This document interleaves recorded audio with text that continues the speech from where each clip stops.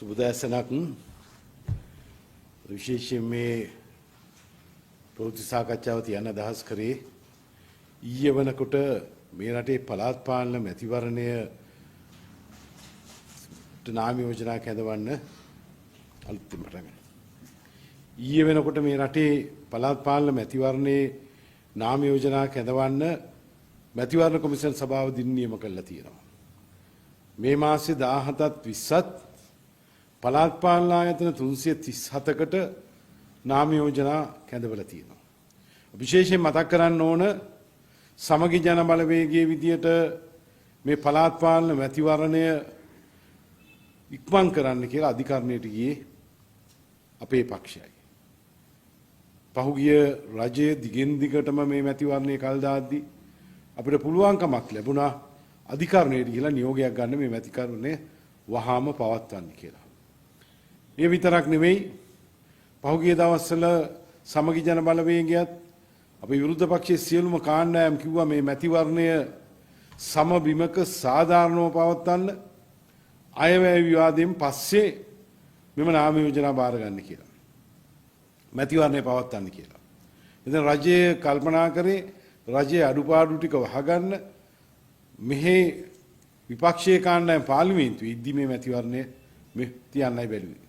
නමුත් මැතිවරණ කොමිසමට ස්තුතිවංශ වෙනවා. මැතිවරණ කොමිසම විසින් මේ මැතිවරණය කල් දාන්නෙත් නැතුව අයවැය විවාදයේ මගහැරලා මේ මැතිවරණය පවත්වන්න කටයුතු කිරීම ගැන. ඒ වගේම මේ රටේ ඉතිහාසයේ සාමාන්‍ය පෙළ උසස් පෙළ ඒ විභාග තියෙද්දි මැතිවරණයක් පවත්වලා නැහැ. ඒ සාමාන්‍ය පෙළ විභාගෙත් තියෙනවා. අපි සමගි ජන බලවේගයේ විදිහට මේ මැතිවරණයට සූදානම් වෙලා විශාල කාලයක් වෙනවා. අපි නාම යෝජනා පත්‍ර කැඳෙව්වා. දාස් ගාණක් අපේ පක්ෂේ නාම යෝජනා පත්‍ර ලැබිලා තිබ්බා. පහුගිය දවස් කීපෙම හැම දිස්ත්‍රික්කෙම නාම යෝජනා මණ්ඩල වෙන වෙනම රැස් කරලා මේ අයව අපි සම්මුඛ පරීක්ෂණ වාජනය කරා. ඒ විතරක් නෙවෙයි විශේෂයෙන් තරුණයෝ මෙවර පළාත් පාලන මැතිවරණේ 25% තරුණ නියෝජනය නීතිගත කරලා තියෙනවා. මේ යෝජනාව ගෙනාවෙත් අපි සමගි ජන බලවේගයේ විදියට එදා මට මතකයි ඉම්තියාස් වාකීර් මාකර් මැතිතුමා පාර්ලිමේන්තුවේ පෞද්ගලික යෝජනාවක් විදියට මේක ගෙනාවා. අද ඒක සම්මත වෙලා තියෙනවා. අනුමත වෙලා තියෙනවා. අපි දැක්කා සම්මුඛ පරීක්ෂණවලදී තරුණයෝ විශාල පිරිස් අපේ පක්ෂයට වෙනුවෙන් තරඟ කරන්න අපේ පක්ෂයට සම්බන්ධ වෙලා තරඟ කරන්න ඉදිරිපත් වුණා. එතන උගත් තරුණයෝ, ග්‍රාමීය තරුණයෝ මේ විදිහට විශාල ඉල්ලීමක් අපිට ආවා. ඒකම දැන් වෙන විට වෙනත් විවිධ පක්ෂවල උදවිය දේශපාලඥයෝ සමගි ජන බලවේගයෙන් තරඟ කරන්න ඉල්ලුම් කළා තියෙනවා. විශේෂයෙන් සියලු දෙනාට ආරාධනය කරනවා සමගි ජන බලවේගයේ පක්ෂයක් විදියට අපිත් එක්ක දේශපාලනයෙන් අපිත් එක්ක තරඟ කරන්න වෙන කියලා අපි යෝජනා කරනවා. ඇයි රජය අවුරුද්දට ඉස්සෙල්ලා මේ ඡන්දෙ තියන්න ලෑස්තිුනේ? එකක් තමයි අවුරුද්දට ඉස්සෙල්ලා මේගොල්ල දුන්න පොරොන්දු එකක්වත් ඉෂ්ට කරලා නැහැ. විශේෂයෙන් රජයේ සේවකයින්ගේ පැඩි වැඩිවීම මහා මුලාවක් කොහෙද ඉන්නේ කියලා දන්නේ නැති තත්යකට ජනතාව මුලා කළා. ඒ පඩිවිය වැඩිවීම මොකද්ද කියලා දැනගන්නවා. මොකද අප්‍රේල් මාසේ 10 වෙනිදා වෙනකොට අප්‍රේල් මාසේ අවුරුද්ද නිසා පඩිය වැටෙනවා. ඉතින් ඒ බොරුව ජනතාව දැනගන්න නිසා තමයි ඊට ඉස්සෙල්ලා මේක තියන්නේ. ඒකම අද වෙනකොට ආණ්ඩුව ජනතාවට දුන්න පොරොන්දු ඉෂ්ට කළා නැහැ. දැන් ලයිස්තු දාන එකක් කරන්නේ. මේක ලයිස්තු ආණ්ඩුවක්. ජනතාවට මඩ ගහන ආණ්ඩුවක්.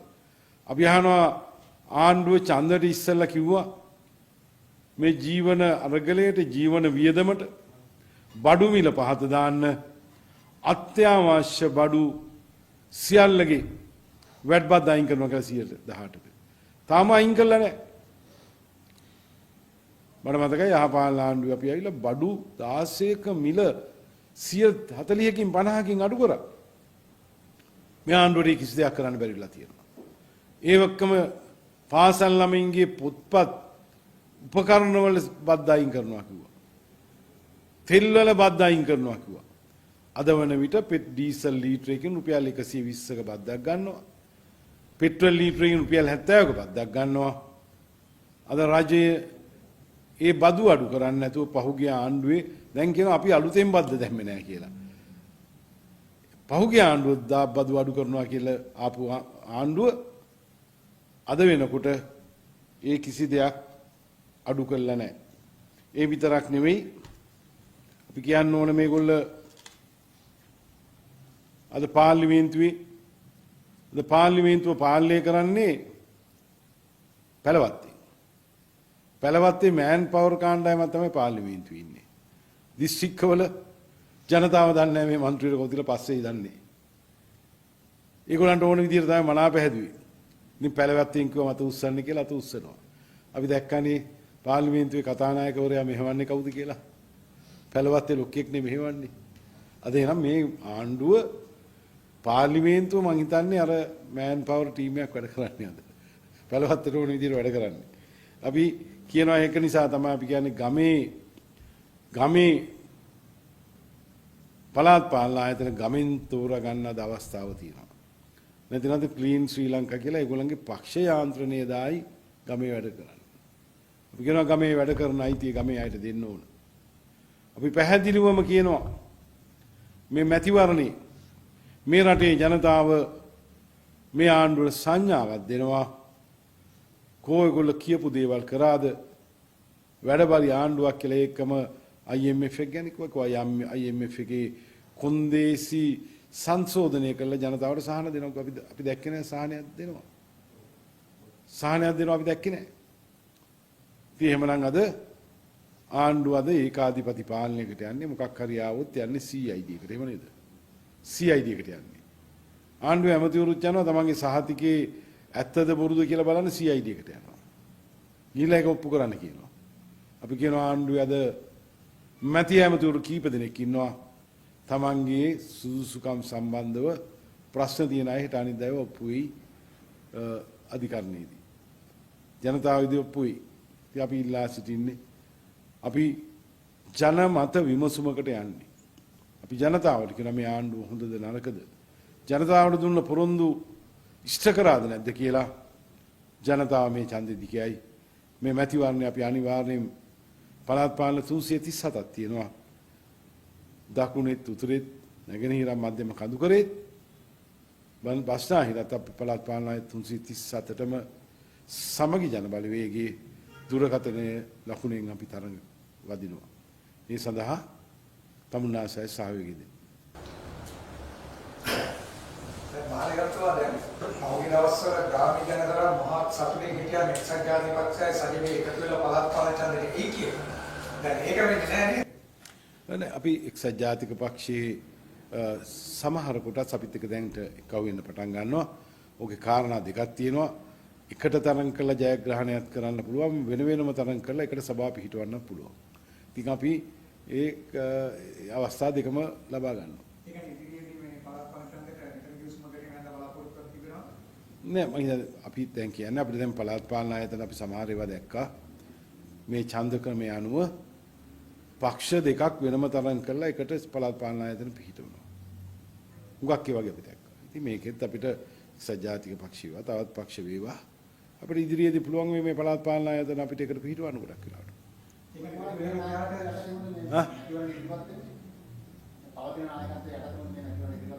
ඔව් එතුමාව ජනතාව එතුමාට 43 ලක්ෂයක් කැමැත්ත ප්‍රකාශ කරලා තියෙනවා. පාර්ලිමේන්තුවේ ආසන 40ක් ලැබිලා තියෙනවා. සජිත් ප්‍රේමදාස මහත්මයා තමයි අපේ පක්ෂ නායකයා. ඒ නායකත්වයට තමයි ඉදිරිපත් වෙන්නේ. මොකද්ද තියෙන ප්‍රශ්නේ?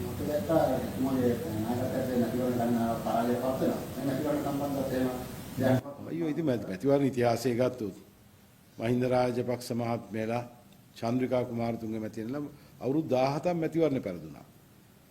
එක්සත් ජාතික පක්ෂයත් එහෙමයි නේද? ජනතා විමුක්ති පෙරමුණ 1965 මට මත විදිහට පටන් ගත්තේ. ඉතින් දිගටම පෙරදුනානේ. ඉතින් අපි තාම අවුරුදු 4යි, අවුරුදු 5යි. අවුරුදු 5යි. ජනතා විමුක්ති පෙරමුණ අවුරුදු 50ක් විතර පෙරදිලා තමයි මේ 59ක් නේද? බලයට ඇවිල්ලා තියෙන්නේ. මේ නායකයාට තාම අවුරුදු 5යි අපි ඉන්නේ. රටේ තෙල් ප්‍රශ්නයක් ආවා. ඒ ප්‍රශ්නේදී අපි දැක්කා මේ දේශපාලකයන්ගේ හිතවතුන්ට ඥාතීන් තමයි මේ ප්‍රෙස්ක්‍රිප්ෂන් ලබා දීලා තියෙන්නේ කියලා. ඔබතුමාගේ නමක් ඔව්. මගේ ඥාතීන්ට තවත් තියෙනවා. ඒගොල්ලන්ට ව්‍යාපාර කරන්න පුළුවන්. ඒකේ මොකද්ද තියෙන වැරද්ද? ඒගොල්ලෝ නීත්‍යානුකූල ව්‍යාපාරයක් කරන මගේ ඥාතී වෙන්න පුළුවන්. මගේ ඥාතියෙක් තමයි. නමුත් මම අහන්නේ ඒගොල්ලන් නීත්‍යානුකූලව ව්‍යාපාරයක් කිරීමේ අයිති මොකද්ද? මේගොල්ලෝ මේ මඩ ගහන්න නේද මේව කරන්නේ? මගේ ඥාතීන් කවුරුත් මිනී මරලා නැහැ. 6500 මරපු අය තමයි ඇතුළේ ඉන්නේ. මගේ ඥාතීන් පෙට්‍රල් ෂෙඩ් ගිනි තියලා නැහැ. මගේ ඥාතීන් තේ ෆැක්ටරි ගිනි තියලා නැහැ. මගේ ඥාතීන් පොලිසිය වලට ගහලා නැහැ. ඉතින් මේ රටේ අපරාධ කරපු මිනිස්සු තමන්ගේ අපරාධ වහගන්න. මේ කරන්නේ මගේ ඥාතීන් බැංකු කඩලා නැහැ. බැංකු කඩලා රත්තරන් මුදල් හොරකම් කරපු අය ඉන්නේ. ඉතින් මේගොල්ලන්ගේ ඉතිහාසයේ පැටිකිරිය අහගන්න ඕන නම් අපි කියන්නේ අපි ළඟ තියෙනවා සියලු විස්තර. ඇයි මේ නීත්‍යානුකූලව මිනිහෙක් ව්‍යාපාරයක් කරද්දී මගේ ඥාති ගොඩක් ව්‍යාපාර කරනවා. ඇයි මේ බොරුවට නම් ලිස්ට් දාන්නේ? මේ වගේ මහා ජනතාවගේ මහා පහත් දේවල් මේ ආණ්ඩුව කරන්නේ. මේ ආණ්ඩුවට කියනවා ඕකට නෙමෙයි ආණ්ඩුව පත් කරේ බඩු මිල අඩු කරන්න. මේ රටේ අපරාධ නීතිය හැමතැනම දැන් මිනී මරන. කවුද මේ රටේ මිනී මරන්න පුරුදු කරේ? 1971 වෙනකොට මේ රටේ තුවක්කු පාවිච්චි කරේ ගොවිතැනට විතරයි. දුන්නේ කෘෂිකර්ම ආරක්ෂාව සඳහා. මගේ පියත් වෙඩි තියලා වරු හිටපු මන්ත්‍රීවරයෙක් ඉදිරියට 71ට ඉස්සෙල්ලා එක දේශපාලන ඝාතනයක්. නමුත් 71න් පස්සේ තමයි මේ ඝාතන වල පටන් ගත්තේ. මිනිස්සුන්ට කෘෂිකර්මයට දුන්න තුවක්කු අරන් මිනිස්සු මරන්න පටන් ගත්තා. පොලිසිය වලට ගහන්න පටන් ගත්තා. ප්‍රභාකරනුත් මේ තුවක්කු සංස්කෘතික ආයුධ අරන් වෙඩි තියන්න පටන් ගත්තේ ඉගෙන ගත්තේ JVP එකෙන්. මේ රටේ නම් ත්‍රස්තවාදයෙන් ගෙනාවේ JVP එක. 88 89 මේක කරා. මේ රට අහිමි කරපු මුදල JVP එකයි LTT එකයි බිලියන 400කට වැඩි. බිලියන 400කට වැඩි. මේ අය තමයි දැන් මේ එකේ කතා කියන්නේ ඒගොල්ලන් වැරදි වහගන්න මොකක් හරි එකක් එළියට දානවා. බෙහෙත්යත් එකක් එළියට දානවා. පෙට්‍රල් ෂෙඩ් ලයිස්ට්ුවක් එළියට දානවා. එහෙමනේ. තාම මොනවාද ගෙවල් ගිනි තියපු. කවුද මේ ගෙවල් ගිනි තිබ්බේ? අපි මෙච්චර කාල කතා කරන්නේ ගෙවල් ගිනි තිබුම කියනවා. මේ ගෙවල් වලට වන්දි ගෙවපියෙක් ගැන මම කතා කරන්නේ නැහැ. මේගොල්ලෝ 1988 89 අපේ පාක්ෂිකෙන් ගෙවල් විශාල පිරිසක් මගේ ඥාතීන්ගේ ගෙවල් විශාල පිරිසක් ගිනි තිබ්බා. මේ අය තමයි දැන් මේව කතා කරන්නේ. මේගොල්ලන් පැටිකිරිය අපි දානවා තමයි අපි ළඟ තියෙන ලයිස්ට් ඔක්කොම අරපියවා. අපි දානවා ඒ ටික. ඒක ලිස්ට් එකක් නේ. ලිස්ට් එකක් නේ. මේ ලිස්ට් ඉතින් හදපු ලිස්ට් මගේ ඥාතියෙක් කියලා මම දාලා තියෙනවා. ඔය ඉතින් ඒ කරන අනිත් ඒවා අහගන්න තමයි මේ කරන්නේ. ඒකට විහිළු ලිස්ට් එකක් දානවා. හා? විහිළු ලිස්ට් එකක් දාන්න යන්නේ නැහැ. අපි ලිස්ට් නෙමෙයි මේගොල්ලෝ කරපු අපරාධ මේ රටට. ඒ ලයිස්ට් එක දානවා. මේගොල්ලෝ කරන්නේ ලයිස්තු නෙමෙයි. මේගොල්ලෝ රට කරපු විනාශය මේ රටේ අද මේ තත්ත්වයට පත් කරන්න හොරකම වගේ මං හොරකමට විරුද්ධ මිනිස්සෙක්. හොරකම වගේම මේගොල්ලෝ කරපු අපරාධ. බලන්න පෞද්ගලික විශ්වවිද්‍යාල අරින්න දුන්නේ නැහැ.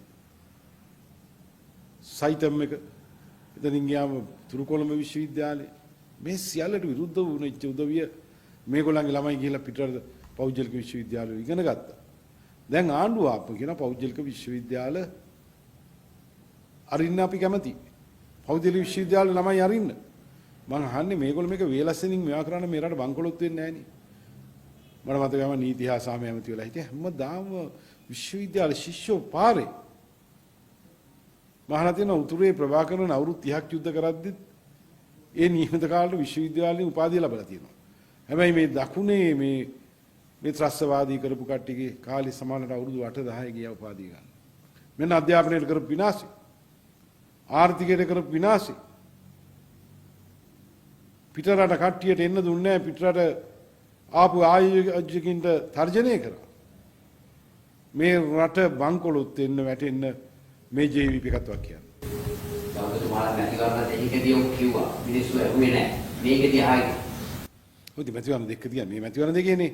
ඉතින් දැන් ගොඩක් බොරු කියලා මෙතනට ආවා. ගොඩක් බොරු කියලා මෙතනට ආවා. ඉතින් ජනතාව බලා ඉන්න මේ මැතිවරණයේදී මේ බොරුවට උත්තරේ දෙන්න. දැන් උත්පාදක තව ලිස්ට් එකක් හදාගෙන තියෙනවා. 15 වෙනිදා වලි කුකුලා 5 දෙනයි වලි ලෝරා 7 දෙනයි විලාකට 30 දෙනයි මොනවාගේ යනවනේ ගමේ යනවා ගෙදර යනවා. අනිවාර්යයෙන්ම ගමේ යනවා. මම හිතන්නේ ඔව් බලන්න ඕන මගේ වත්තේ කොච්චර ඉන්නවද කියලා. බලමු. මේ පිස්සු මිනිස්සු කියන දේවල් අපි කරන්නේ ලෑස්තිත් නැහැ. ඕකෝකට ප්‍රතිකර්මෙත් දෙමෙයිනේ. සංගණනය කරා කියලා. වැඩේට උත්තරයක් දෙන්න එපයි. පහුගිය දවස්වල මොනවද කරා නේද? ඒ වඳුරු ටික අල්ලගෙන මොකක් හරි ප්‍රතිශක්තිකරණයක් හරි මොකක් හරි කරා මට. මොකද්ද කරා එකක්? වන්දසත් කමන්න. රටම වන්දසත් කම් මේ මෙහෙම ගියොත් මං හිතන්නේ රටේ ඉපදෙන ගානත් අඩු වෙලා තියෙනවනේ දැන් නේද? දැන් ඔබතුමාට ඒ වගේ යුතුයකමක් තියෙනවනේ. ඔබතුමාගේ ඉන්නේ සත්තුලික ගණන් කරලා දෙන එක දැන්. අපේ ජනතාව දෙන්න ඉන්නවනේ නෑ. වෙලාවක් කාලා තියෙනවා. සතු ගණන් කරන්න කියලා කියන්නේ අපි අයින් කරන්න කියලා අපි කියන්නේ. ඇයි මේ සත්තු වැඩි වුණේ මොකද? ඉස්සර මේ රටේ ගොවියන්ට තුවක්කු දීලා තිබ්බ සත්තුන්ගේ වනවගා ආරක්ෂා කරගන්න. JVP එක ඇවිල්ලා තමයි මේ තුවක්කු ටික 1971 88 89 එක්කව කරේ. ඒකෙන් තමයි මේ වන සත්තු වැඩි වෙලා තියෙන්නේ. ඉතින් ඒගොල්ලෝ කියන්න ඕන මේකට. හැබැයි මේක හොයාගත්තේ ඔබතුමා තමයි මෙච්චර කාලයක් අපි දැනගෙන ඉන්නේ. ඉතින් මං ගමේ ඉන්න මිනිස්සෙක්නේ. JVP එකෙන් ගමේ තුවක්කු එක්කව කරානේ. අන්තිමට තුවක්කු එක්කව කරද්දී ආණ්ඩුව ගිහිලා ඊටු ටික එක්කව කරා. ඒතකොට ගොවියන් ළඟ තුවක්කු නැති වුණා. ඉතින් සත්තු බෝ වෙන එක වැඩි වුණා. මේක බැලන්ස් එකක් තියෙන්න එපයි. ඒ කියන්නේ ආණ්ඩුව දැන් මේ ආණ්ඩුව මොනවා හරි දෙයක් වෙච්චාම රිලවුන්ඩ් කරගත්ත දැම්මට වැඩක් නෑ නේ. වැරද්දේ මුල අතන. ආපහු එතෙන්ට ගිහිල්ලා යනවා. ආපහු එතෙන්ට. වැරද්දේ මුල එතන. මං කියන එකේ වැරද්දක් තියනවද? දැන් මේ පාර දැන් NPP එකනේ දැන් ඔබතුමාලගේ ප්‍රධාන අභියෝගේ පුළුවන් වෙයිද එකක්වත් දිනා ගන්න. ඔබලා දන්නවද ජනාධිපතිවරණයේ දිනපු ගමන් තිබ්බ අල්පිටියේ ප්‍රාදේශ සභා මැතිවරණය අපි කොට්ටාස 3ක් දිනුවා. උණුවේ තිබ්බ එක. දැන් මේක ටිකක් පිළිණු වෙලානේ. බඩු මිල අඩු කරන්නෙත් නැහැ. තෙල් මිල අඩු කරන්නෙත් නැහැ. තෙල් මිල අඩු කරන වෙනුවට බොරු දානවා මේ ලයිස්තු දානවා. එතනින් ගියාම වැට් එක අයින් කරන්නෙත් නැහැ. දැන් මේ මැතිවරණේ පොහොට්ටුවක් දෙනවනේ. දැන් ඊළඟ අභියෝගේ මේ මාලිමාවනේ පොහොට්ටුවද? නෙමෙයි පොට්ටුනේ මාලිමාවනේ. පොහොට්ටුවක් ආසර ගන්නත් පළපළ දෙන්න කියලා. ඔව්. ඉතින් මේ සැරේ බලේ ඉන්නේ දා අද ඉන්නේ මාලිමාවනේ බලේ ඉන්නේ. දැන් අර IMF නියෝජිතේ මාධ්‍ය සාකච්ඡාවක් කියලා කියනවා තුන්වෙනි වාරිකයේ දෙන්න සුදුසුකම් ලබා දෙනවා. දැන් ඒක ඉදිරියේදී ලබා දෙනවා මේ රටේ ජනතාවට සුබපණිවිඩයක් කියන්නේ. ඔව්. ඔය රනිල් වික්‍රමසිංහ මහත්මයා කරපු දෙයමනේ මේ ආණ්ඩුව කරන්නේ. ඒ මාලිමාවල වෙන්නේ මම දන්නේ ඉතින් එතුමානේ ඔගේ අස්සම් කළා ඔය ටික ගත්තේ වෙනස් කරනවා කියලා ආපහු වෙනස් කරේ නෑනේ. ඒ මාතෘකාව නැහැ කියන්නේ. අනිත් මාතෘකාව නැහැ කියන්නේ. ජනතාව ඉතින් ඒක බලාගනි. නෑ රනිල් වික්‍රමසිංහ මහත්මයා ගැන මම මොකද කියන්නේ නැහැ මං කියන්නේ. එතුමා එනවා කියලා කියනොත් තව අවුරුදු කමාරකින්.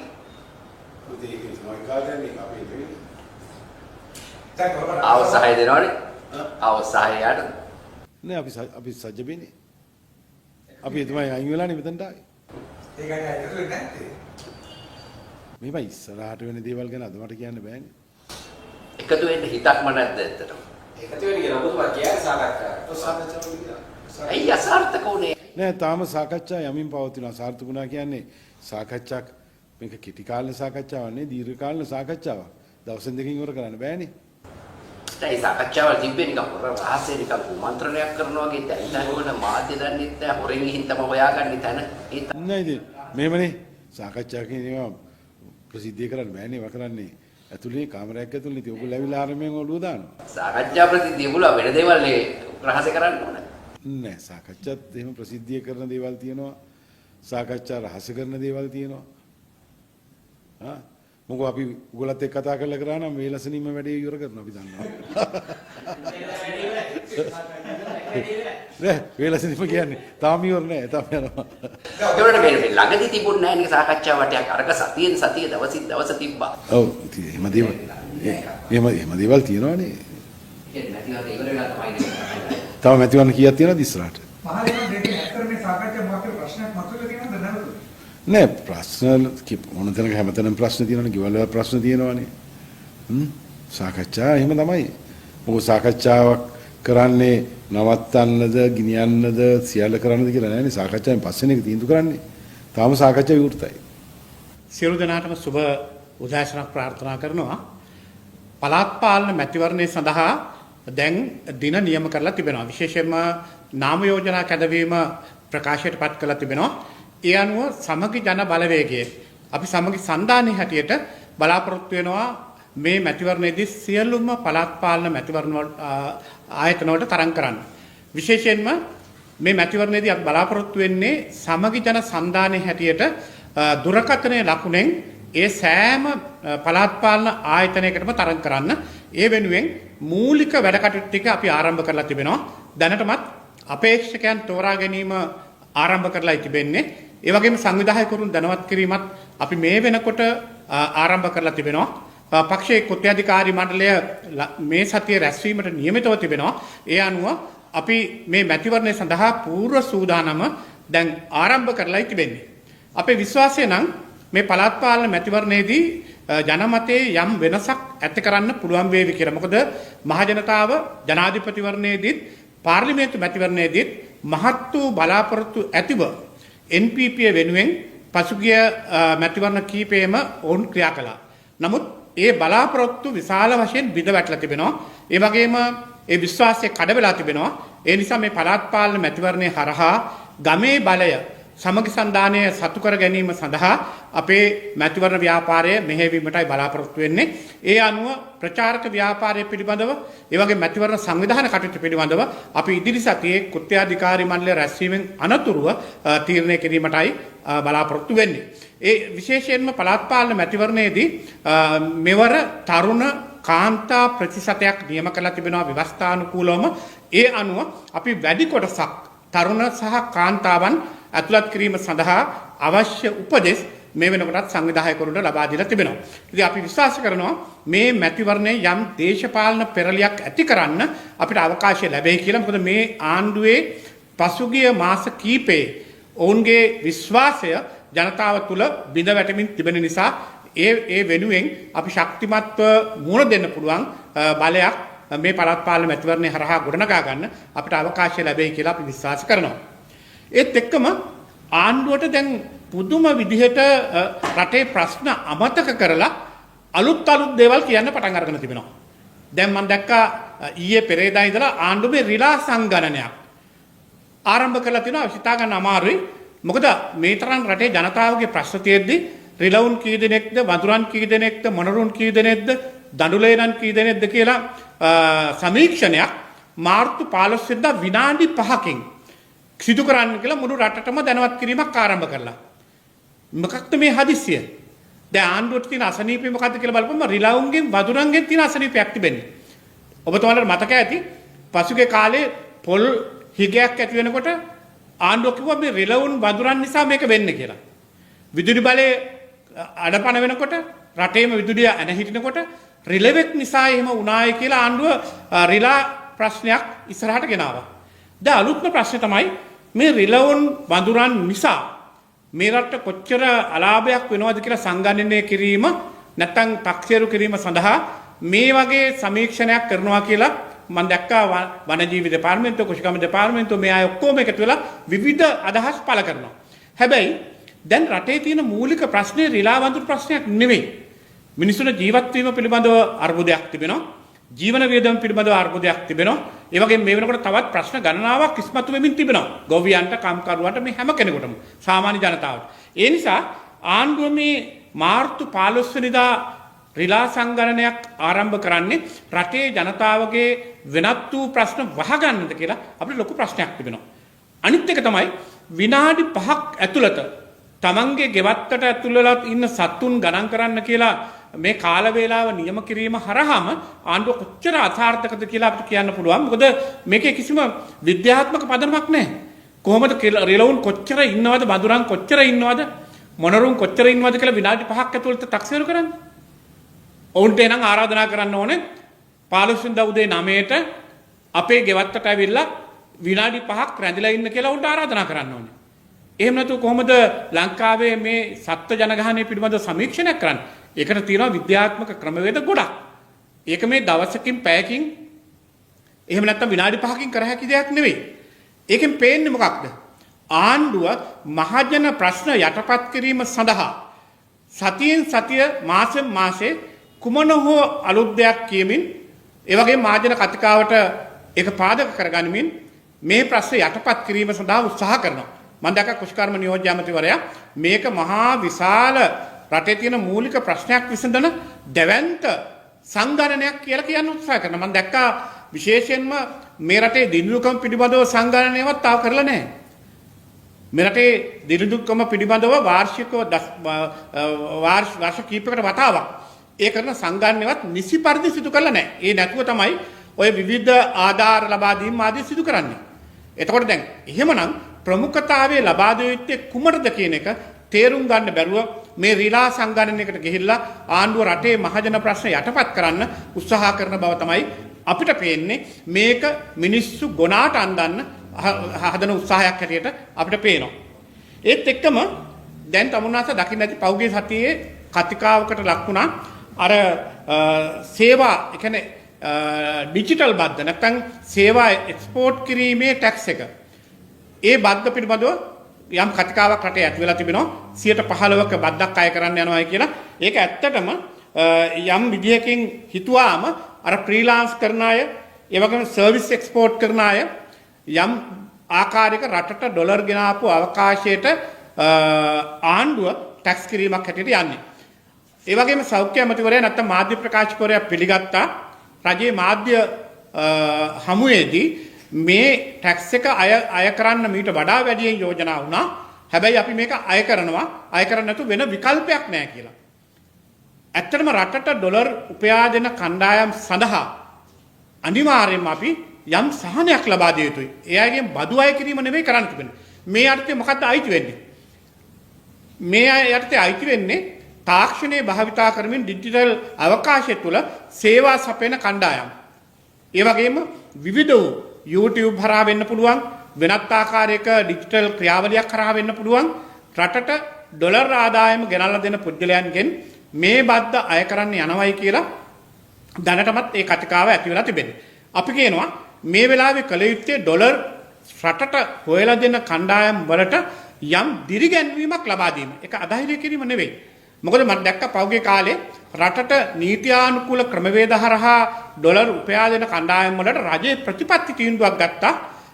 පෙර තිබු ආණ්ඩු යම් ආකාරයක රුපියල් වලින් ඔවුන් දිරිමත් කිරීම සඳහා යම් මුදලක් ගෙවීම.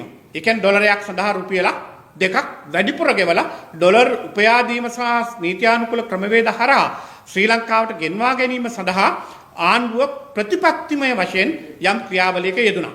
නමුත් අවාසනාවට වගේ මේ ආණ්ඩුව එක අධෛර්ය කරන්න ක්‍රියා කරනවාද? මොකද අපි මුණ දෙන අර්බුදය උන් යථාර්ථවාදීව තේරුම් අරගෙන නැහැ.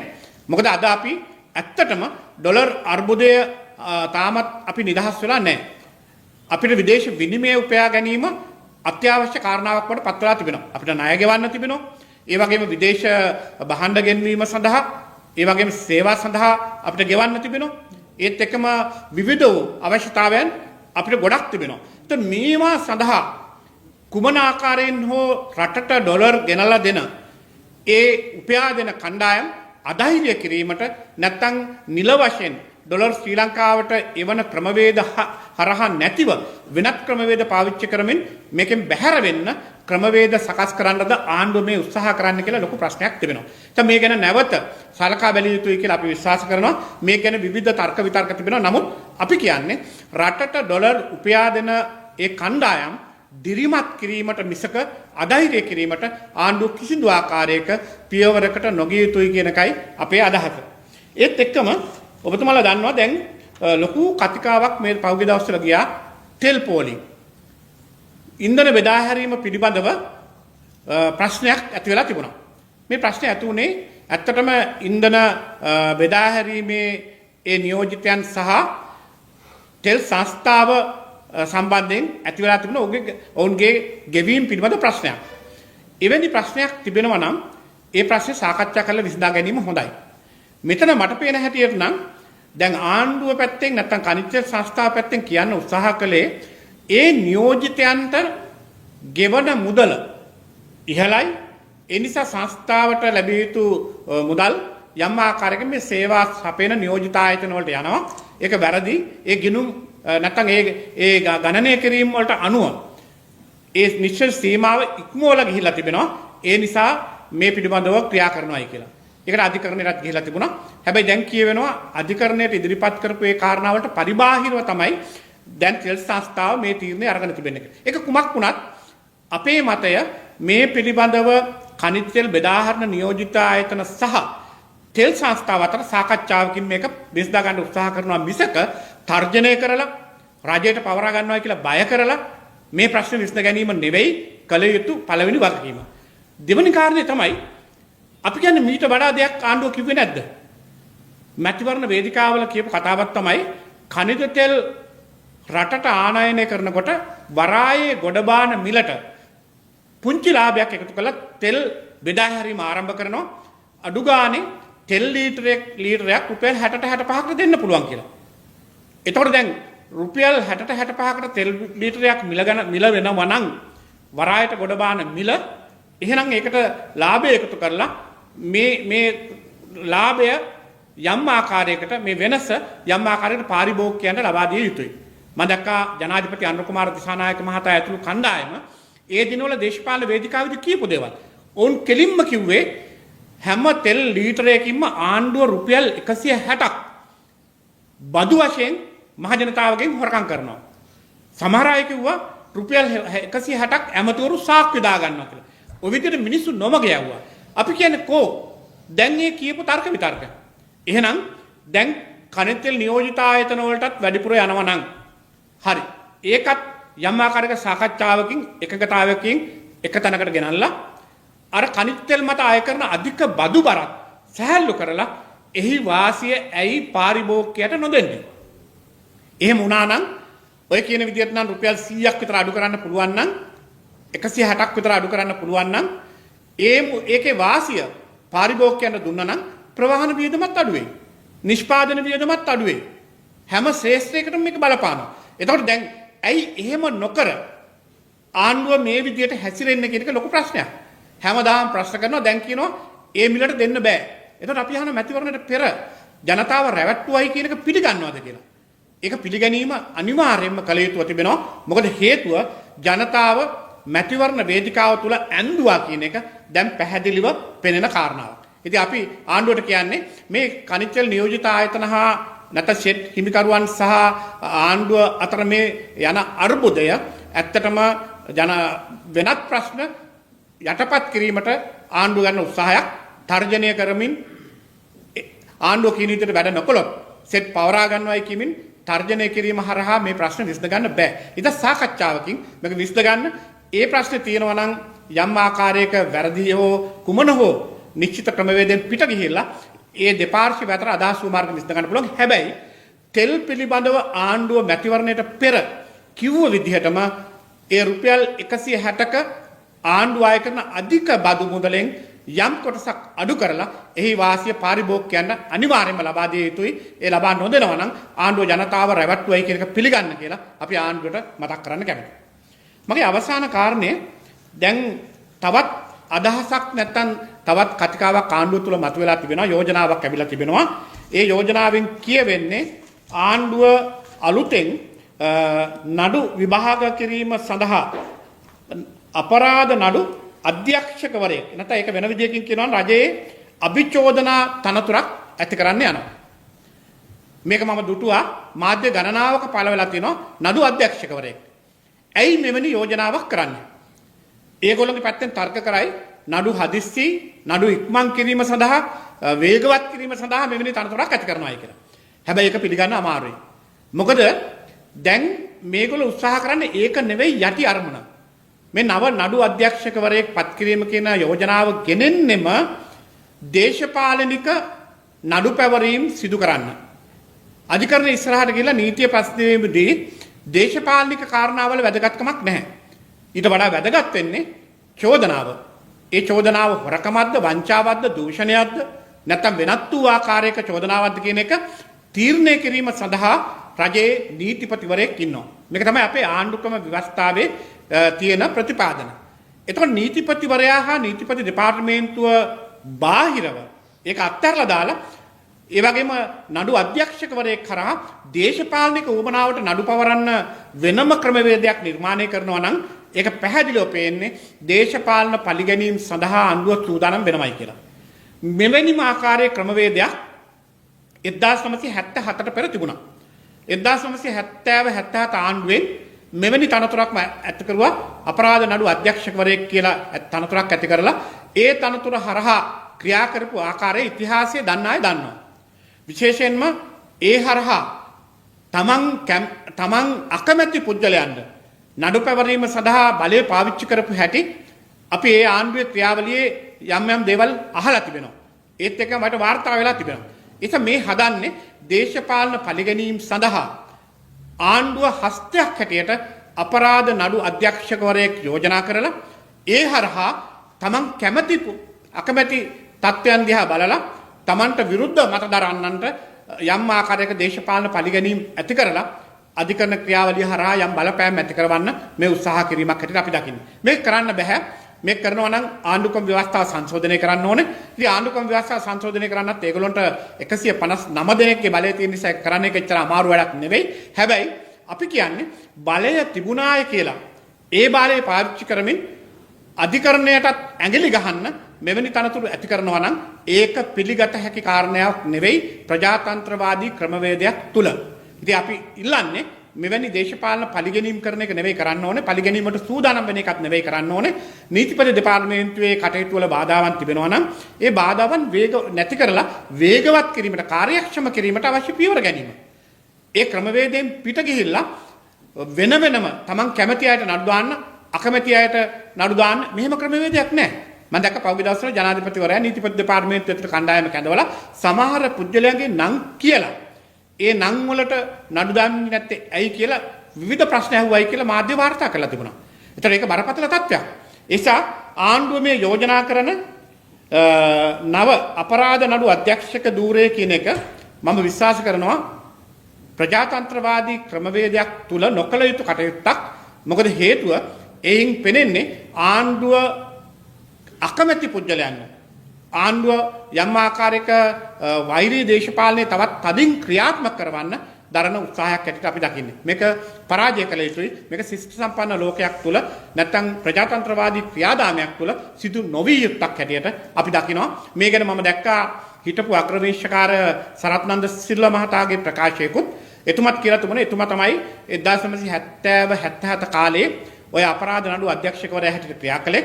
ආණ්ඩුව ඒ තනතුර ඇති කරලා ආණ්ඩුව කැමැති පුද්ගලයෙක්ව නීතිඥයෙක්ව ඒ තනතුරට පත් කරලා ඒ හරහා තමන්ට උවමනා අයට නඩු පවරන්න නීතිපති දෙපාර්තමේන්තුවෙන් පරිබාහිරව ක්‍රියා කරා.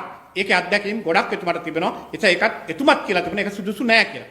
දිවංගත ලලිත් අතුලත් මුදලි මහතාගේ 1970 ගණන් වල එවැනි ආකාරයක දේශපාලන පරිගැනීමක් කළා කියලා එතුමා සනාථ කරනවා. ඒ නිසා අපි ඉල්ලන්නේ මේ පවතින ක්‍රමවේදයේ තුලම වේගවත් කරන්න. අඩුපාඩු තියෙනවා නම් ඒ අඩුපාඩු හදන්න. නීතිපති දෙපාර්තමේන්තුවේ පුරප්පාඩු තියෙනවා නම් සම්පූර්ණ කරන්න. ඒ වගේම ඒ පිටවද අධිකරණ ක්‍රියාවලිය ප්‍රමාදයකින් තොරව පවත්වාගෙන යන සඳහා කාර්යක්ෂම කරන්න. ඒක හොඳයි. හැබැයි හිතාමතාම ඉලක්ක කරලා යම් පුද්ගලයන් වෙනුවෙන් අධිකරණය තමන්ගේ දේශපාලන බලය වෙනුවෙන් පාවිච්චි කරන්න උත්සාහ කරනවා නම් අපිට ඒක එකඟ වෙන්න බැහැ කියන එක පැහැදිලිව සඳහන් කරන්න කැමතියි. පත් කරා කියලා වැරද්දක් කරලා නඩු පවරන්න බෑ. බොරුනඩු දාලා තියෙන මොකුත් නැහැ නෑ බොරුනඩු ඕන තරම් පැවරනවානේ. ඇත්තටම ආණ්ඩුවට උවමනා නම් ඒ පිළිබඳව චෝදනා කරමින් චෝදනාවක් කියන්නේ ඒක වෙනම කතාවක්. හැබැයි චෝදනාවක් ඉදිරිපත් කරමින් ඒ චෝදනාව අනුව අර නීතිපති දෙපාර්තමේන්තුව නම් ඒ පිළිබඳව හුඟක් දේවල් බලනවානේ. සාක්ෂි සම්පීඩනය බලනවා. ඒ වගේම ඊට අදාළ වෙනත් කාරණා ගොඩක් බලනවා. එතකොට ඒ අනුවනේ නඩු පැවරීම් කරන්නේ. එතකොට ඒකේ තියෙනවා යම් ආකාරයක පදනමක්. හැබැයි රජයේ අපරාධ නඩු අධ්‍යක්ෂකවරයෙක් වෙනම පත් කරනවා කියන්නේ නීතිපති දෙපාර්තමේන්තුවේ ක්‍රියාවලියෙන් බැහැරව ඒකෙන් පේන්නේ ආණ්ඩුව නියම කරන අයට නඩු දානවා. ඒක ඉතිහාසයේ එකයි කිව්වේ 1970 77 කාලේ මේ ආකාරයෙන් ක්‍රියා කළා කියලා කොච්චර චෝදනා තිබෙනවද?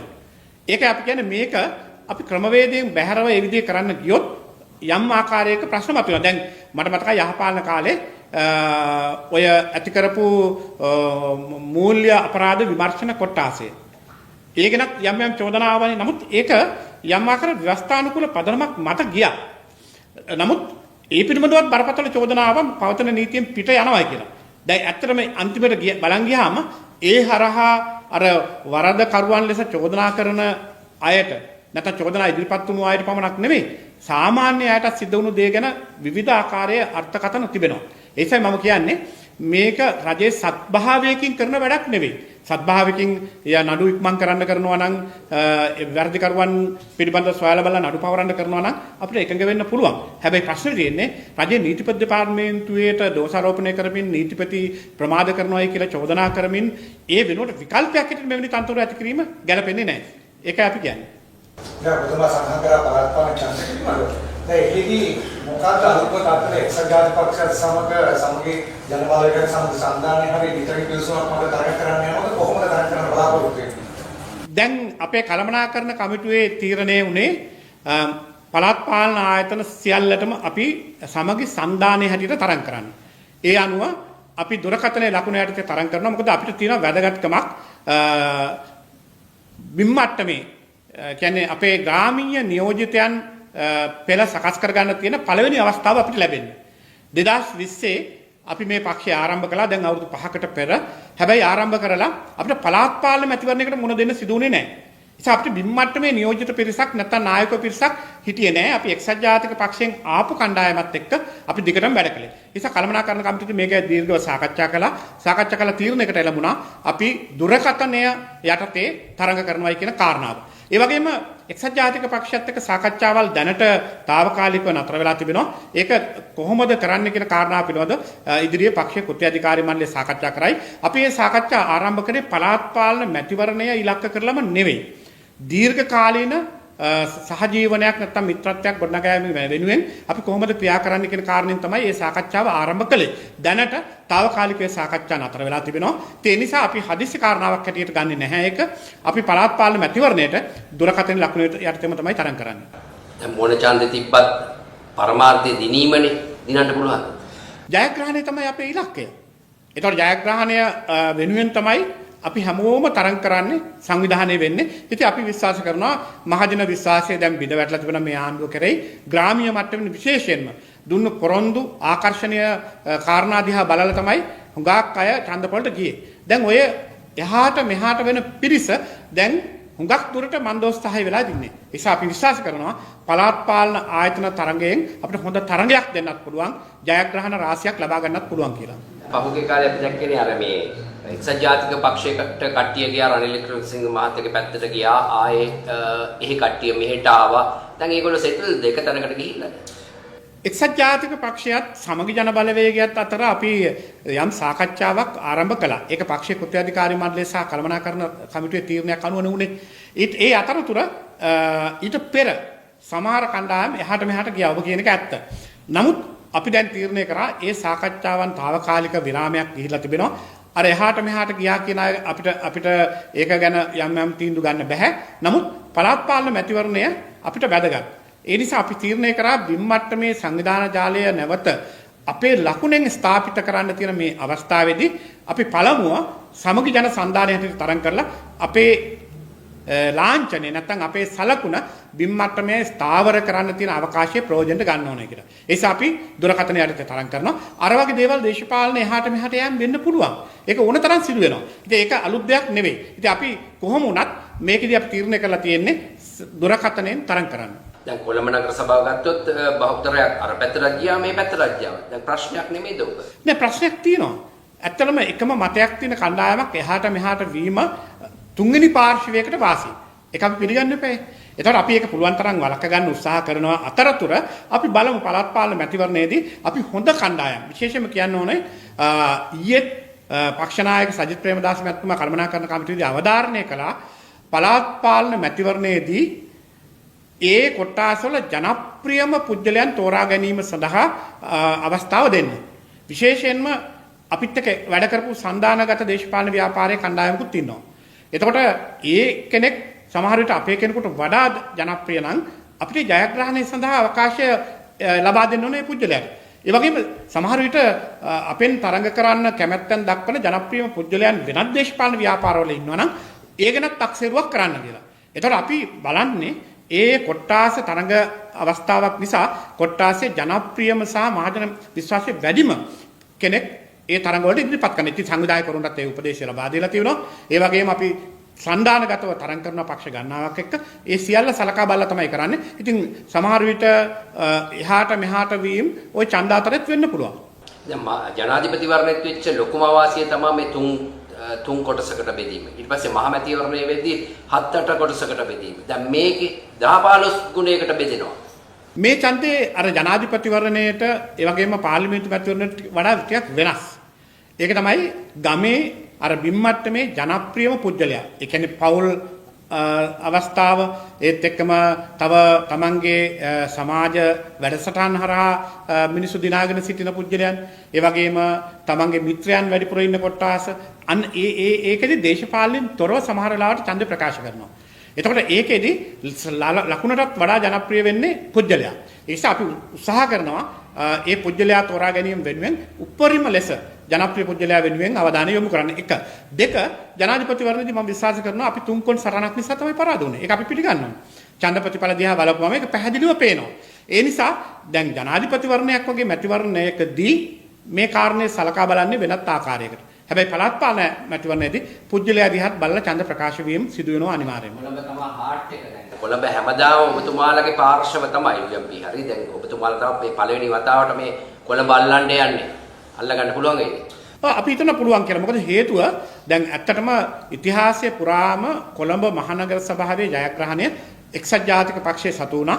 ඒත් එක්කම අපිට එක අවස්ථාවක එක්සත් ජාතික පක්ෂයේ නාම යෝජනා පත්‍රය ප්‍රතික්ෂේප වුණ වෙලාවක කන්නාඩිය දාලා දිනා ගන්න පුළුවන් වුණා. පුජ්‍යලයන් අඳුරන්නෙත් නැහැ, ලකුණක් වූ ඇත්තෙත් නැහැ. හැබැයි කන්නාඩිය දිනවන්න කියලා ඒ මොහොතේ එක්සත් ජාතික පක්ෂයෙන් ඉල්ලීමක් කරපුවම කන්නාඩියක් දිනන්න පුළුවන් වුණා. ඒ තරම් ශක්තිමත් කොට්ටාසයක්.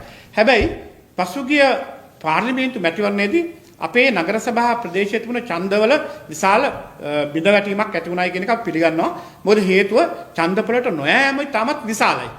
දැන් ඇත්තටම බැලුවොත් ජනාධිපතිවරණයේ සිට පාර්ලිමේන්තු මැතිවරණයට එනකොට ඡන්ද ප්‍රකාශ නොකර සිටපු සමගි ජන බලවේගයට අදාළ ඡන්දදායකයන් විශාල අඩුවීමක් තිබුණා ඡන්දපලට යෑම. ඒක අපිට අවාසියි. ඒ නිසා අපි බලන්නේ කොළඹ මහනගර සභාව විතරක් නෙවෙයි මේ රටේ ප්‍රධාන පළාත් පාලන ආයතන හැම එකක්ම ජයග්‍රහණය කර ගැනීම සඳහා බිම්මට්ටමෙන්ම ඔවුන් නැවත වතාවක් කැඳවා ගැනීමේ දේශපාලන ව්‍යාපාරයක් තමයි අපි ආරම්භ කරන්න බලන්නේ. ඒ අනුව අපි විශ්වාස කරනවා අපිට නැවත වතාවක් කොළඹ බලය තහවුරු කරගන්න පුළුවන්. ඒ වගේම පළාත් පාලන ආයතනත් බහුතරයක් බලය තහවුරු කර ගැනීම වෙනුවෙන් අපේ ඡන්ද ව්‍යාපාරයේ දියත් වෙන්නේ. ප්‍රධාන අභියෝගේ මාලිමාව කියලා පිළි අරන්න තියෙන්නේ. ඔව් මාලිමාව ජනාධිපතිවරණයේදී අභියෝගයක් වුණානේ. ඒත් එක්කම පාර්ලිමේන්තු මැතිවරණයේදීත් අභියෝගයක් වුණා. එහෙනම් මේ මැතිවරණයේදීත් අපි මාලිමාව එක්ක තමයි ලොකුම තරඟය අපිට දෙන්න තියෙන්නේ. ඒ නිසා මාලිමාව පරදවල දුරකථනයේ දිනවීම කියන අදහස ඡන්දදායකයන්ට ඒත්තු ගැන්වීම සඳහා අපේ ඡන්ද ව්‍යාපාරයේ ප්‍රධාන ඉලක්කය වෙලා තිබෙනවා. ඒත් එක්කම විශේෂයෙන්ම මාලිමාවට රැවටිච්ච ජනතාව යලි වතාවක් අපේ දේශපාලන ව්‍යාපාරයට දිනා ගන්න අපේ මැතිවරණ ව්‍යාපාරයේ සංවිධානය වෙනවා. ඒ වගේම මාලිමාව දැනටමත් අසාර්ථකයි. ෆේල් වෙලා කියලා මිනිස්සුන්ගේ මතයක් තිබෙනවා. ඒ මතය ඒත්තු ගැන්වීම සඳහා අපේ මැතිවරණ ව්‍යාපාරය තදින්ම ක්‍රියාත්මක වෙයි. 15 වෙනිදා ගෙදර ඉන්නවනේ. කොලේ කොයි පැරුවේ තියාගෙන. ගණන් කරා. ගණන් 15 වෙනිදා. ඒක තමයි ආණ්ඩුව දැන් කියලා තියෙනවානේ රිලාවුල් දඩුලේනු මොනරු ඒ වගේම වඳුරු ගණන් කරන්න කියලා. විනාඩි 5යි. මම දැක්කේ ලංකාවේ සංගණනයක් මේ තරම් විද්‍යාත්මක ක්‍රමයකට කරනවා කවදාකවත් අපි දැකලා නැහැ. විනාඩි 5කට සත්තු ඔක්කොටම ඇවිල්ලා ගෙවල් වලට වතු වලට ඇවිල්ලා හිටගෙන ඉන්න කියනවා. විනාඩි 5ක් යනකම් හෙලවෙන්න බෑ. විනාඩි 5කට පස්සේ තමයි ඒ සත්තුන්ට යන්න පුළුවන්. ඉතින් සත්තුන්ගෙන් එහෙම ඉල්ලීමක් කරලා තියෙන ආණ්ඩුව මම දැක්කා. ඒක ආණ්ඩුවට තියෙන ලොකු ප්‍රශ්නයක් විසඳ ගන්න නෙමෙයි හදන්නේ. ආණ්ඩුවට පුදුම ප්‍රශ්නයක් තිබෙනවා රිලා ප්‍රශ්නේ. මම දන්නේ ඇයි කියලා මොකක් සිද්ධ වුණත් රිලවුන්ගේ ප්‍රශ්නයක්. දැන් මේ සත්තුමත් වෙනවා ආණ්ඩුවට මේ ගොඩයක් හදන්නේ ආණ්ඩුවත් ඒ පැත්තට යනවා. ඇත්තටම ආණ්ඩුවට වෙලා තියෙන මූලික ප්‍රශ්නේ තමයි වෙනත් වූ ප්‍රශ්න යටපත් කරගන්න ආණ්ඩුව කාලෙන් කාලෙට සතියෙන් සතියට එක එක දේවල් මතු කරගන්නවා. අවාසනාවට වගේ රිලව්මයි මතුවෙන්නේ. ඒකයි කියන පොල් රටේ හිග වුණත් රිලව්. වීටික මතු වුණත් සතෙක්. අලියා සත්තු හානි කරා. දැන් විදුලිය බිඳ වැටුණත් රිලව්. දැන් අනාගතේ තව මොනවා කියයිද? දැන් මේ හදන්නේ මාසයක් දෙකක් මේක ඇදගෙන යන්න. මෙච්චර රිලව් ඉන්නවා, මෙච්චර වඳුරෝ ඉන්නවා, මෙච්චර මොනරු ඉන්නවා, මෙච්චර නඩුලේනෝ ඉන්නවා කියලා සංගණනයක් කරලා ඕක ගැන කතා කර ආණ්ඩුව යයි. ආණ්ඩුවට රටේ ජනතාවට කියපු දේවල් අමතකයි. රිලවුන් ගණන් කරන්න ආණ්ඩුවපත් වුණා නෙවෙයිනේ. නැත්තම් වෙනත් සත්තු ඉන්න සංගණන කරන්න මේ ආණ්ඩුවපත් වුණා නෙවෙයි. මේ ආණ්ඩුවපත් උනේ මූලික වශයෙන්ම අරමුණු කීපයක් නිසා. එකක් තමයි මේ රටේ හොරකම, දූෂණය හා වංචාව පිටු දැකලා රට අලුත් ක්‍රමවේදයකට ඉස්සරහට යන ආර්ථික වශයෙන්, සමාජීය වශයෙන්. දෙක, රටේ දිලිඳුකම, මේ ආර්ථික කඩාගෙන වැටීම මේවා දිහා බලලා මේවාට පරණ තත්ත්වයන් වලට වෙනස් අලුත් ක්‍රමවේදයකින් ආණ්ඩුව රට ශක්තිමත් කරන්න යනවා කියන කාරණාව. දැන් මේ ඔක්කොම පැත්තකින් දාලා රිලව් ගණන් කරන්න ආණ්ඩුව යනවා නම් ආණ්ඩුවේ න්‍යාය පත්‍රය කොහෙද කියලා පේනවා. ඔබතුමා තේල් ප්‍රශ්න ගැන කතා කරා. අපි දැක්ක දැන් ගොඩාක් පෙට්‍රෝෂේට අරන් තියෙන්නේ දේශපාලඥයින්ගේ හිතවත්තු නෑදෑයෝ. මේ වරප්‍රසාද ලබා ගැනීම සඳහා මේ දේශපාලනය කරන්නේ ගොඩක් කට්ටිය. සමහර වෙලාවට දැන් ඔය කියන කාරණාවේ යථාර්ථයක් ඇති නැති වෙන්න බෑ. මම නම් ඒකට අදාළ නැහැ. ඒ නිසා මට එහෙම ඒක එහෙමමයි කියලා කියන්න බෑ. සෙට් නැහැ. මට සෙට් බාර් මොකුත් නැහැ. ඒක නිසා මට ඒක අදාළ නැහැ. වගකීමනේ කියන්නේ. ඒක වගකීමෙන්මයි කියන්නේ. සෙට් බාර් මට මොකුත් නැහැ. නමුත් මම කියන්නේ ඒක නෙවෙයි. දේශපාලන ව්‍යාපාරය තුල තමන්ගේ හිතවතුන්, තමන්ගේ සම්බන්ධකම් තියෙන අය එහෙම පෙට්‍රල් සෙට් බාර් අරගෙන එවැනි දේවල් ව්‍යාපාර කරනවා ඇති. ඒක ඇත්තටම සිද්ධ වෙලක් තියෙනවා. ඒතර ඇත්තටම ඒක නෙවෙයි මෙතන ප්‍රශ්නේ. ඒ තමන් දේශපාලන වශයෙන් ලබාගත් බලපත්‍රයක් නිසා මේ තෙල් ස්ට්‍රයික් එකක් වෙනවවත් නැත්නම් තෙල් බෙදා හැරීම නැතුව නෙවෙයිනේ මේ ප්‍රශ්නය වෙනම එකක්. ඒ කියන්නේ උන්ට ගෙවන කොමිස් මුදල සම්බන්ධයෙන් ඇති වෙච්ච ප්‍රශ්නයක්. දැන් මේ ප්‍රශ්නය දීර්ඝ කාලීනව සාකච්ඡා කරා කියලා කියනවා. ආණ්ඩුව පැත්තෙන් කියනවා මේකට උසාවි ගියා. ඒක නිසා මේ විදිහට සිද්ධ වුණේ කියලා. ඉතින් අපි අහන්නේ මහජනතාවට සේවාව සපයන එකට බාධාවක් ඇති නොවෙන්න වගවීම ආණ්ඩුවට තිබෙනවා. ඒච අපි කියන්නේ මේක සාකච්ඡා කරලා විශ්ලේෂණය කරන්න. අපි ඒක හරිද වැරදිද කියලා තර්ක කරන්න යනවා නෙවෙයි. ආණ්ඩුව පැත්තෙන් ගොඩාක් තර්ක කරනවා. ඒ වගේම නියෝජිත ආයතන තව විදිහකින් තර්ක කරනවා. අපි කියන්නේ ආණ්ඩුවට එකයි. ඒක තමයි ආණ්ඩුව මැතිවරණයට පෙර පොරොන්දුණු එක ආයි අමතක කරන්නේ ඇයි? තෙල් ලීටර එකකින් රුපියල් 160ක් හොරකම් කරනවා කිව්වා. ඒ හොරකම් කරනවා කියන එක අඩු කරලා මිනිස්සුන්ට තෙල් දෙනවා කිව්වා. ඇයි ඒක ගැන කතා නොකර වෙනත් ප්‍රශ්න වලට යන්නේ? ඉස්සලා කරන්න මහජනතාවට මේ සහනයක් දෙන්න. දැන් තෙල් නියෝජිත ආයතන වලට වැඩිපුර කොමිස් මුදලක් ගෙවනවා නම් ඒ අඩු කරන මුදල මහජනතාවට ලබා ගන්න ඉඩ දෙනවද? තෙල් මිල අඩු කරලා ලබා දෙනවද? දැන් එහෙම කතාවකුත් නැහැනේ. ඒ නිසා ඕක දැන් හැම එකටම දේශපාලඥයන්ගේ හිතවතුන්ට මේක දීලා තියෙනවා නැත්නම් දේශපාලඥයෝ මේක කරනවා කියන කතාව දැන් මිනිසුන්ට ඇත්තට එපා වෙලා තියෙන්නේ. මිනිස්සු ඉල්ලන්නේ ඒක නෙවෙයි. බලයට එන්න ඉස්සෙල්ලා කියපු පරිදි ජනතාවට යම් සහනයක් වෙන වැඩ පිළිවෙලක් ක්‍රියාත්මක කරන්න කියලා. නමුත් එයා කියන්නේ උසාවි තීන්දුවවත් ගණන් ගන්න නැතුව මේ දේ කරගෙන ඉන්නේ දේශපාලන ආයතන නිසා. දේශපාලකතුන් හිතවතු මේකට කියන නිසා. නැත්නම් උසාවි තීන්දුව ගණන් ගන්න ඕන, උසාවි තීන්දුව කරු කරන්න ඕන කියලා. ඒ සම්බන්ධව දැන් මෙහිමයි අධිකරණ තීන්දුවක් දීලා තිබෙනවා. දැන් මම දැක්ක තෙල් නියෝජිත ආයතන ප්‍රකාශ කීපයක් කළා තුන වුන් කියලා තිබුණේ අධිකරණයේදී ඇති කරගත් දුන්නු තීන්දුවට පටහැනි ලෙස තමයි දැන් කන්තෙල් නීතිගත සංස්ථාව මේ තීන්දුව අරගෙන තියෙන්නේ කියලා. මම දන්නේ නැහැ ඒක ගැන. මොකද ඒක නියෝජිත ආයතනයි කන්තෙල් සංස්ථාවයි දන්නේ. ඉතින් ඇත්තටම ඕනම ප්‍රශ්නයක් ආපුවම ඒ ප්‍රශ්නේ ගැන නියෝජිත ආයතන සහ මණ්ඩලයේ නැත්නම් කන්තෙල් සංස්ථාව සාකච්ඡා කරලා එක තැනකට ආව නම් හොඳයි. ඒගොල්ලෝ කියන්නේ ඒගොල්ලෝගේ පෙට්‍රල් සෙට් නඩත්තු කරන්න මෙච්චර වියදමක් යනවා, ප්‍රවාහනයට මෙච්චර වියදමක් යනවා. ඒ නිසා මේ ලබා දෙන කොමිස් මුදල ප්‍රමාණවත් නැහැ කියලා. ඒ ගණනය කිරීම පිළිබඳව ඉලක්කම් ගැන අපිට කියන්න බැහැනේ. ඒක දන්නේ ඒ අය. සංස්ථාව දන්නවා. ඒ නිසා අපි කියන්නේ මේක පළවෙනියෙන්ම සාකච්ඡාවකට ගිහිල්ලා මේ එකගතාවය පිළිබඳව නැවත බලන්න. බලලා තීරණයකට ආවා නම් ඉවරයි. මහජනතාවට මේවා බාධාවක් වෙන්න බෑ කියන එක. ඒකට නාඩුවක් තියෙන්නේ. දැන් වෙන කාලෙක මේක උනා නම් කියයි මොකටද තෙල් ඇමතිවරයෙක් කියලා. ස්ට්‍රයික් වෙනවා නම් තෙල් ඇමතිවරයෙක් ඇයි කියලා හයි. දැන් එහෙම ආපු අයට දැන් බලය තියෙනවා. මම කියන්නේ එක දවසක්වත් එක පැයක්වත් මෙවැනි අර්බුදයක් ජනතාවට දෙන්න හොඳ නැහැ. ඔබතුමා දැන් පළාත් පාලන මැතිවරණ ඉදිරිපත් වෙන මේ තීරණ නායකත්වයට යටතේම ඔව්. දැන් අපි පළාත් පාලන මැතිවරණයට සජිත් ප්‍රේමදාස මැතිතුමාගේ නායකත්වය යටතේ සමග සන්ධානයේ හැටියට අපි ඉදිරිපත් වෙනවා. අපිත් එක්ක තරම් කරන තව දේශපාලන පක්ෂ කීපයක් එකට ඉන්නවා. ඒ අය සමහර අය අපිත් එක්ක තරම් කරයි. අපි දන්නේ නැහැ තාම අවසන් එකකතාවයක් නැහැ. නමුත් අපි දුරකථනයේ ලකුණු යටතේ තරම් කරනවා පක්ෂ නායක සජිත් ප්‍රේමදාස. කිසිම වෙනසක් නැහැ. අපි දැක්කම මැතිවරණ ගණනාවක් පරාජයටපත් වෙනවා. මේ මැතිවරණ පරාජයටපත් වුණොත් ඔබතුමාගේ තීරණය. නෑ ඇත්තටම මැතිවරණ දිනනවා පරදිනවා කියන එකෙන්ම තීන්දුව කරන්න බෑ නායකයා කවුද එහෙම නැත්නම් පක්ෂය මොකද්ද කියන එක. ඒක සාමාන්‍ය ස්වභාවික වෙන්න පුළුවන්. හැබැයි අපිට අවශ්‍ය තියෙන්නේ කණ්ඩායමක් හැටියට මේකට මුහුණ දෙන්න පුළුවන්. ඒකට නායකත්වය දෙන්න පුළුවන් කාර්යද කියන එක. ඉතින් වඩාත්ම ශක්තිමත් කෙනානේ නායකයා කරගන්නේ.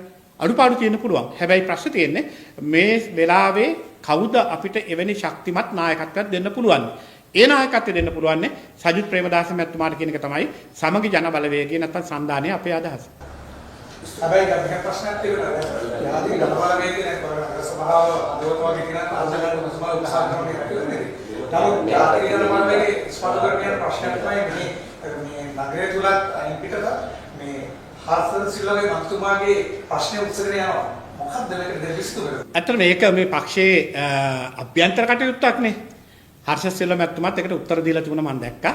ඒක පක්ෂයේ අභ්‍යන්තර කටයුත්ත. ඒක ජාතික ප්‍රශ්නයක් හැටියට ගන්න හොඳ නැහැ. හර්ෂ සිල්වා මැතිතුමා දක්ෂේ. ඒ වගේම ඔහු අපේ පක්ෂයේ බොහොම අවශ්‍ය පුද්ගලෙක්. ඉතින් එහෙම දේවල් සිදු මම ආස දේවල් තියෙන පුළුවන් මට නොලැබුණාම මං ඒක අර්බුදයක් හැටියට පෙන්වන්න සමහරට කතා කරන්න වෙන්න පුළුවන්. ඒ නිසා කාවත් අපේ ප්‍රශ්නයක් නැහැ. හර්ෂ සිල්වා මහත්මයාත් අපිට ඕනේ. ඒ වගේම අනිත් අයත් ඕනේ. මම නම් කාටවත් විරුද්ධව කතා කරන්නේ නැහැ. සමහර වෙලාවට ප්‍රශ්න ගොඩක් තියෙනවා. ඒක කොළඹ මහනගර සභාවට අදාළ ප්‍රශ්නයක් නෙවෙයි. කොළඹ මහනගර සභාව බල ප්‍රදේශය තුල අපි නියෝජනය කරන මැතිවරණ කොට්ටාස 5ක් තිබෙනවා. එතන මේ පහේ ජයග්‍රහණය අපි ඇති කරගන්න ඕන. ඒකට හර්ෂ සිල්වා මහතාගේ දායකත්වය අතිශය වැදගත්. මොකද මේ කොට්ටාසවල ජීවත් වන මධ්‍යම සහ උගත් නැත්නම් ඒ ඡන්දදායකයන් අතර ඉන්න සමහර කණ්ඩායම් වලට ඒ හැමදෙනාගේම දායකත්වය අපිට දෙන්න ඕනේ. ඒගොල්ලෝ දිනා ගන්න පුළුවන් එහෙම වුණොත්. ඒ නිසා දුප්පත් අයත් ඉන්නවා, පොහොසත් අයත් ඉන්නවා, මැදපන්තියත් ඉන්නවා, උගත් අයත් ඉන්නවා. මේ හැමෝම ඉන්න කොට්ටාසයක් තමයි කොළඹ මහනගර සභාව කියන්නේ. ඒ නිසා මේකට ජයග්‍රහණය කිරීම සඳහා අපි එකතු වෙලා හැම එකනම ක්‍රියා කරමු.